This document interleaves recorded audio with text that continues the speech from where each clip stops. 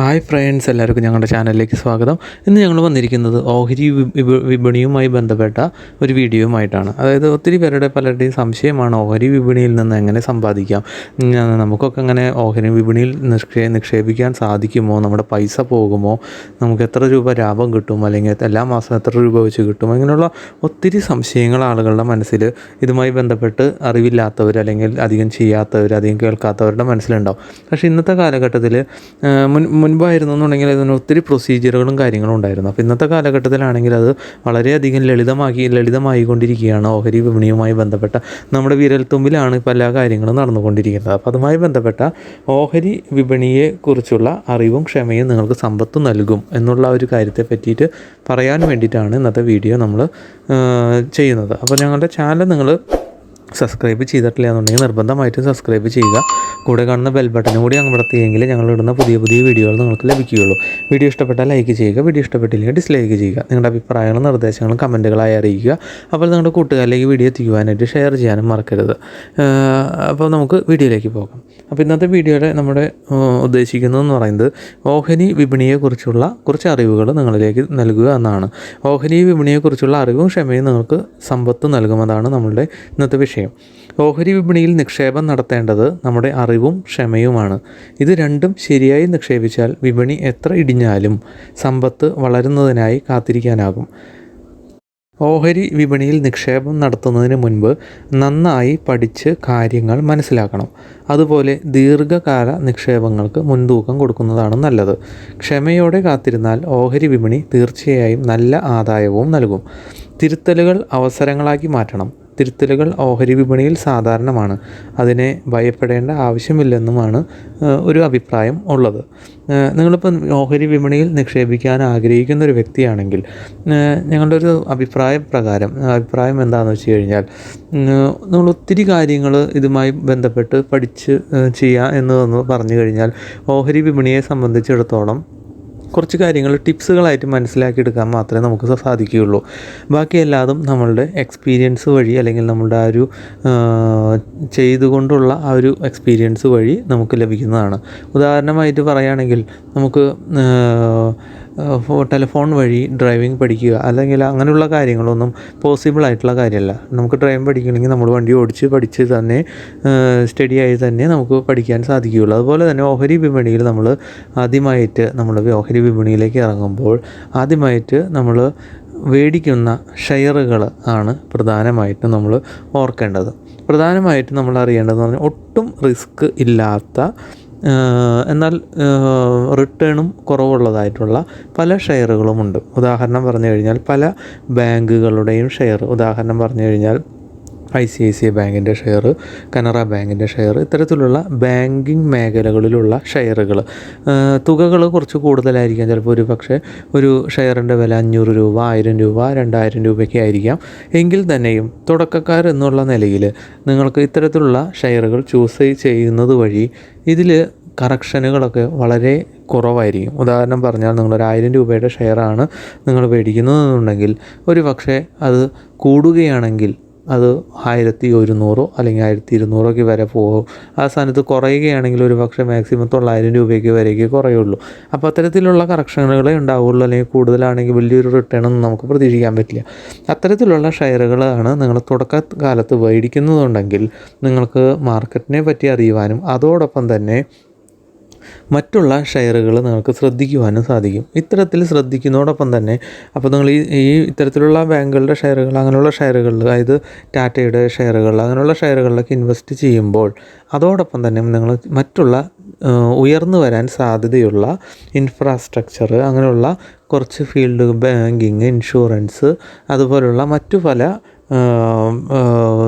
ഇൻഡസ്ട്രികളുമായി ബന്ധപ്പെട്ടതൊക്കെ ശ്രദ്ധിക്കുക. അതുപോലെയുള്ള ഷെയറുകളുടെ വാല്യൂ കൂടി ശ്രദ്ധിക്കുക. അപ്പോൾ നമുക്ക് മനസ്സിലാവും ഏകദേശം എങ്ങനെയാണ് ഓഹരി വിപണിയിലെ മുന്നേറ്റം അല്ലെങ്കിൽ താഴ്ച എന്നുള്ളതൊക്കെ എത്തരത്തിലാണ് അതിലേക്ക് റിഫ്ലക്റ്റ് ചെയ്യണമെന്നൊക്കെ മനസ്സിലാവും. അപ്പോൾ അതിൻ്റെ അടിസ്ഥാനത്തിൽ ചെറിയ പെർസെൻറ്റേജ് നിങ്ങൾ മാറ്റി പല രീതിയിലുള്ള ഷെയറുകളിലേക്ക് നിക്ഷേപിക്കുന്നത് വഴി നിക്ഷേപങ്ങൾ കൂടുതൽ സേഫ് ആകുവാനും നിങ്ങൾക്ക് കൂടുതൽ അറിവുകൾ ലഭിക്കുവാനും അതുപോലെ തന്നെ നിങ്ങൾക്ക് കുറച്ചും കൂടി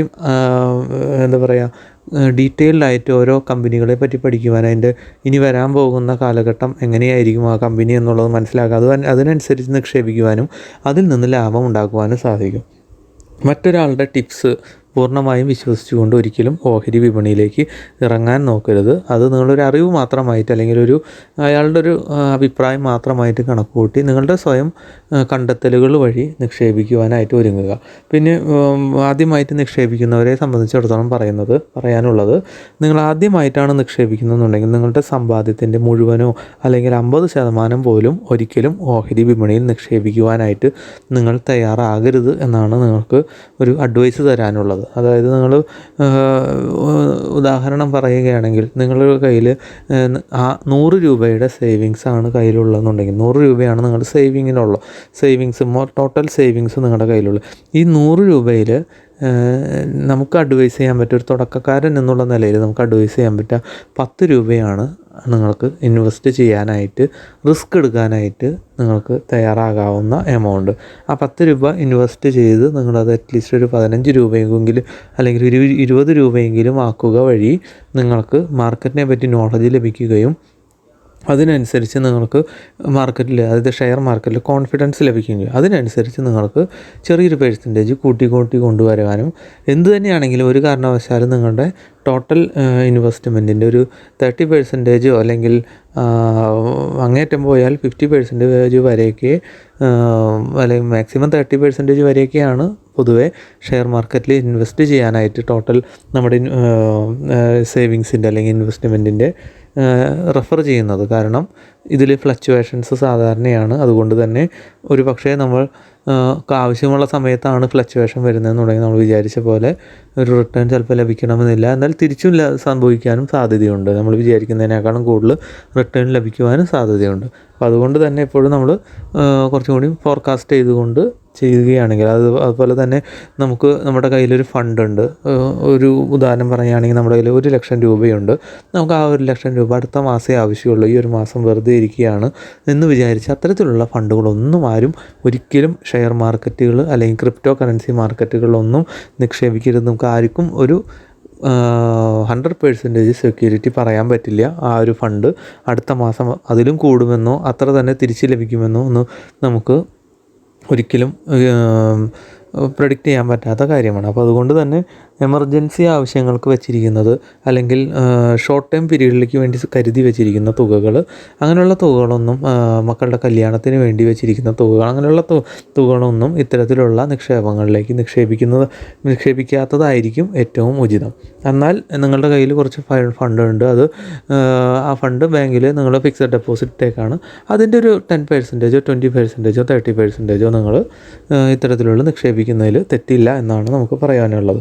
ഓഹരികൾ തിരഞ്ഞെടുക്കുമ്പോൾ നല്ല കമ്പനികൾ നോക്കി തിരഞ്ഞെടുക്കുന്നതാണ് നല്ലത്. അതേക്കുറിച്ച് പഠിച്ച ശേഷം വാങ്ങുകയാണെങ്കിൽ ആ ഓഹരിയിൽ നമുക്ക് വില കുറഞ്ഞാൽ പോലും തുടരുവാൻ സാധിക്കും. അംബാനിയുടെ കൂടെ നേരിട്ട് ബിസിനസ് നടത്താൻ സമ്മതിച്ചില്ലെങ്കിലും റിലയൻസിൻ്റെ ഓഹരികൾ വാങ്ങി നമുക്ക് ആ കമ്പനിയുടെ ഉടമസ്ഥാവകാശം നേടാം എന്നതാണ് മെച്ചം. പണ്ട് കാലത്തെ ഓഹരി വ്യാപാര രീതികളിൽ നിന്നും ഇപ്പോൾ കാര്യങ്ങൾ വളരെ മാറിക്കൊണ്ടിരിക്കുന്നതിനാൽ വിവേകത്തോടെ തീരുമാനമെടുക്കുവാൻ ഇന്ന് എളുപ്പമാണ്. ഒരു ദിവസം കൊണ്ട് പോലും ഇന്ന് ഡിമാറ്റ് അക്കൗണ്ട് ഓപ്പൺ ചെയ്യാം. ഫ്യൂച്ചേഴ്സിലും ഓപ്ഷനുകളിലും നിക്ഷേപിച്ചാൽ പണം നഷ്ടപ്പെടുവാൻ സാധ്യത കൂടുതലാണ്. അതിനാൽ ഓഹരികളിൽ തന്നെ ദീർഘകാല നിക്ഷേപം നടത്തുന്നതാണ് നല്ലത്. അതായത് ഇപ്പോഴത്തെ പണ്ടത്തെ കാലത്തെ അപേക്ഷിച്ച് നമ്മളൊരു ഓഹരി വിപണിയിൽ നമ്മൾ സജീവമാകണമെങ്കിൽ നമ്മൾ എക്സ്ചേഞ്ചിലോ അല്ലെങ്കിൽ അതുപോലുള്ള ബ്രോക്കറേജ് സ്ഥാപനങ്ങളിലോ ചെന്നിരുന്ന് നമുക്ക് രാവിലെ അതിൻ്റെ ഓഫീസ് ടൈമിങ്ങിൽ ചെന്നിരുന്ന് നോക്കിയിരുന്ന് നമ്മൾ ട്രേഡ് ചെയ്യാനും സെല് ചെയ്യാനും ബൈ ചെയ്യാനും ഒക്കെ നിൽക്കണം. എന്നാൽ ഇന്ന് നമുക്ക് നമ്മുടെ വീട്ടിൽ അല്ലെങ്കിൽ നമ്മൾ എവിടെ ഇരിക്കുന്നു അവിടെ ഇരുന്നു കൊണ്ട് തന്നെ നമ്മുടെ മൊബൈലിൽ സെയിൽ ചെയ്യാനും കാര്യങ്ങൾക്കുള്ള ആപ്പുകളും സൗകര്യങ്ങളും ഇന്ന് ബ്രോക്കറേജ് കമ്പനികളും എക്സ്ചേഞ്ചുകളൊക്കെ നൽകിയിട്ടുണ്ട്. അതുകൊണ്ട് തന്നെ പലരും എല്ലാം എളുപ്പത്തിൽ ചെയ്യാമെന്നതുകൊണ്ട് തന്നെ കുറേ പേര് വിഡ്ഢിത്തരങ്ങളിലേക്ക് ചെന്ന് ചാടുന്നുമുണ്ട്. കാരണം പെട്ടെന്ന് മേടിക്കുക, പെട്ടെന്ന് വിൽക്കുക എന്നൊക്കെ ചെയ്യുന്നുണ്ട്. അപ്പോൾ അതൊക്കെ വളരെയധികം പഠിച്ചതിന് ശേഷം മാത്രം ചെയ്യുവാനായിട്ട് പ്രത്യേകം ശ്രദ്ധിക്കുക. അതുപോലെ തന്നെ പുതുതായി ഓഹരി വിപണിയിലേക്ക് പ്രവേശിക്കുന്നവർ ഫ്യൂച്ചേഴ്സും ഓപ്ഷൻസും പഠിച്ച് സമയം കളയാതെ നേരിട്ട് ഓഹരികൾ വാങ്ങുന്നതാണ് നല്ലത്. ഓഹരി വിപണിയിൽ തകർച്ച നേരിടുമ്പോൾ നല്ല ഓഹരികൾ വാങ്ങിക്കൂട്ടുവാൻ ശ്രമിക്കണം. അതുപോലെ നല്ല ലാഭമുണ്ടാക്കുമ്പോൾ കുറച്ച് വിറ്റ് ലാഭമെടുക്കുന്നതും നല്ലതാണ്. പിന്നെ ട്രേഡിങ്ങുമായി ബന്ധപ്പെട്ട് പറയുകയാണെങ്കിൽ ഓഹരിയിൽ ദിവസ വ്യാപാരം ചെയ്യുന്നത് അത്ര നല്ലതല്ല.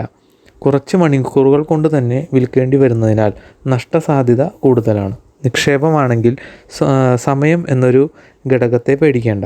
ഒരു പരീക്ഷയ്ക്ക് ഒരുങ്ങുകയാണെങ്കിൽ 5 മണിക്കൂർ കൊണ്ട് പഠിക്കുന്നത് പോലെയാണ് ദിവസ വ്യാപാരം. അതിനു പകരം 5 മാസം എടുത്ത് പഠിച്ചാൽ, അതായത് ദീർഘകാലം കയ്യിൽ വച്ച ശേഷം ഓഹരി വിൽക്കുകയാണെങ്കിൽ അതിൻ്റെ നേട്ടം വലുതായിരിക്കും. അതുപോലെ നമ്മുടെ കയ്യിലില്ലാത്ത പണം കൊണ്ട് മാർജിൻ വ്യാപാരം നടത്തുന്ന പ്രവണതയും നല്ലതല്ല. ക്ഷമയില്ലാത്തവരുടെ കയ്യിൽ നിന്നും ക്ഷമയുള്ളവരുടെ കയ്യിലേക്ക് സമ്പത്ത് മാറുന്നതാണ് ഓഹരി വിപണിയിൽ നടക്കുന്നതെന്നാണ് ലോക പ്രശസ്ത നിക്ഷേപകനായ വാറൻ ബഫറ്റ് പറയുന്നത്.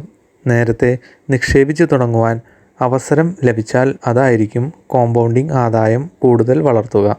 അതിനാൽ ക്ഷമയോടെ നിക്ഷേപിച്ച് സമ്പത്ത് വളർത്തുവാൻ നോക്കണം. സെൻസെക്സ് 1000-ലെത്തിയപ്പോൾ പലർക്കും മനഃചാഞ്ചല്യമുണ്ടായിരുന്നു. എല്ലാം തകരുവാൻ പോവുകയാണോ എന്ന തോന്നൽ. സെൻസെക്സ് 5000-ലും 10,000-ലും 20,000-ലും 30,000-ലും 40,000, 50,000-ലും എത്തിയപ്പോഴും ഉണ്ടായി. അതേ മാനസികാവസ്ഥ തന്നെയാണ് ഇപ്പോൾ സെൻസെക്സ് 60,000-ലെത്തിയപ്പോഴുമുള്ളത്. അതുകൊണ്ട് ഓഹരി വിപണി കയറി പോകുമ്പോൾ എല്ലാം കൂടെ തകരുമോ എന്ന ചിന്തയുടെ ആവശ്യമില്ല. പക്ഷേ തിരുത്തലുകൾ ഓഹരി വിപണിയുടെ ഭാഗമാണ്. വിപണി മൂല്യത്തിൽ ഇന്ത്യ ലോകത്തെ 6ാമത്തെ രാജ്യമാണ്. അതിനാൽ സാധ്യതകൾ ഏറെയാണ്. സെൻസെക്സ് തീർച്ചയായും 1,00,000-ലും 2,00,000-ലും എത്തും. എപ്പോഴെത്തുമെന്ന് നോക്കേണ്ട ആവശ്യമില്ല. SIP ആകാം എന്നുള്ളതാണ് മറ്റൊരു കാര്യം. ഓഹരി വിപണിയിൽ നിക്ഷേപിക്കുവാൻ പണമില്ലെങ്കിൽ അത് ഘട്ടം ഘട്ടമായ നിക്ഷേപം വഴി, അതായത് SIP വളർത്തിയെടുക്കണം. സിസ്റ്റമാറ്റിക് ഇൻവെസ്റ്റ്മെൻറ്റ് പ്ലാൻ എന്നാണ് SIPയുടെ ഫുൾ ഫോം വരുന്നത്. ഓരോ മാസവും നിശ്ചിത തുക അതിനുവേണ്ടി നീക്കിവെച്ച് ലക്ഷ്യം കൈവരിക്കണം. ഓഹരി വിപണിയിൽ സ്ഥിരമായി നിക്ഷേപിച്ചു കൊണ്ടിരുന്നാൽ വിരമിക്കുന്ന സമയമാകുമ്പോഴേക്കും നല്ല ഒരു തുക അറിയാതെ തന്നെ കൈവശമുണ്ടാകും. നമുക്കുള്ളതിൻ്റെ 20% ഓഹരി നിക്ഷേപത്തിനായി നീക്കിവെക്കണം.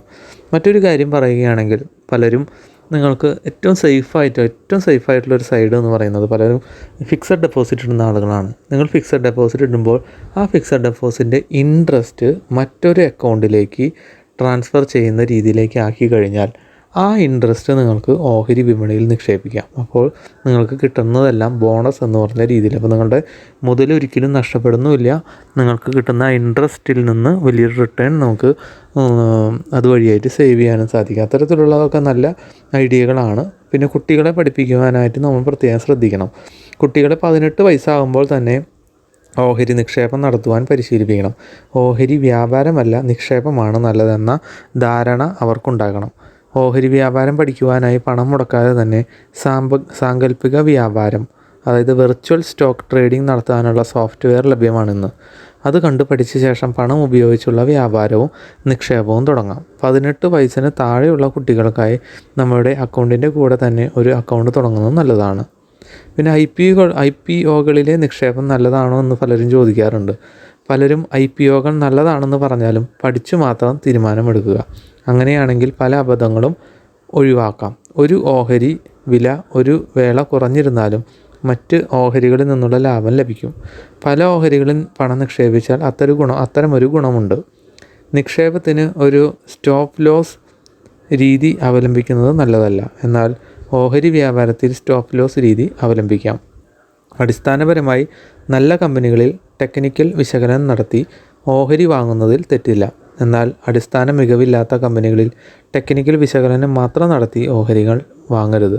BSCയുടെയും NSEയുടെയും വെബ്സൈറ്റുകളിൽ നിന്നും നമുക്ക് ആവശ്യത്തിന് വിവരങ്ങൾ ലഭ്യമാണ്. അതിൽ നിന്നും നല്ല കമ്പനികളെ നോക്കി മനസ്സിലാക്കുവാൻ സാധിക്കും. അതിനാൽ തന്നെ വിജയിക്കുമെന്ന് ഉറപ്പുള്ളതും നല്ല ലാഭമുള്ളതുമായ കമ്പനികൾ തിരഞ്ഞെടുത്ത് ഓഹരികൾ വാങ്ങുക എന്നുള്ളതാണ് ഈ ഒരു സമയത്ത് എല്ലാവരോടും പറയുവാനുള്ളത്. അപ്പോൾ ഓഹരി വിപണി എന്തുകൊണ്ടും നല്ലതാണ്. ലോങ് ടേം ഇൻവെസ്റ്റ്മെൻറ്റ് ഉദ്ദേശിക്കുന്നവർ മാത്രമേ തുടക്കക്കാരെന്നുള്ള നിലയ്ക്ക് ഉള്ള ആളുകൾക്ക് സജസ്റ്റ് ചെയ്യാൻ സാധിക്കുകയുള്ളൂ. അപ്പോൾ അത്തരത്തിൽ ഇൻവെസ്റ്റ് ചെയ്തുകൊണ്ട് മുന്നേറുക, ലാഭമുണ്ടാക്കുക, ഉയർന്നു വരിക എന്ന് മാത്രമേ നിങ്ങൾക്ക് എല്ലാവർക്കും ആശംസിക്കുവാനുള്ളത്. അപ്പോൾ എല്ലാവർക്കും കാര്യങ്ങൾ മനസ്സിലായി എന്ന് കരുതുന്നു. ഞങ്ങളുടെ ചാനൽ നിങ്ങളിതുവരെ സബ്സ്ക്രൈബ് ചെയ്തിട്ടില്ല എന്നുണ്ടെങ്കിൽ നിർബന്ധമായിട്ട് സബ്സ്ക്രൈബ് ചെയ്യുക. കൂടെ കാണുന്ന ബെൽ ബട്ടനും കൂടി അമർത്തിയെങ്കിൽ ഞങ്ങളിടുന്ന പുതിയ പുതിയ വീഡിയോകൾ നിങ്ങൾക്ക് ലഭിക്കുകയുള്ളൂ. വീഡിയോ ഇഷ്ടപ്പെട്ടാൽ ലൈക്ക് ചെയ്യുക, വീഡിയോ ഇഷ്ടപ്പെട്ടില്ലെങ്കിൽ ഡിസ്ലൈക്ക് ചെയ്യുക. നിങ്ങളുടെ അഭിപ്രായങ്ങളും നിർദ്ദേശങ്ങളും കമൻറ്റുകളായി അറിയിക്കുക. അതുപോലെ നിങ്ങളുടെ കൂട്ടുകാരിലേക്ക് ഈ വിവരങ്ങൾ എത്തിക്കുവാനായിട്ട് ഷെയർ ചെയ്യാനും മറക്കരുത്. എങ്കിൽ നമുക്ക് മറ്റൊരു വീഡിയോയിൽ കാണാം. ബായ്.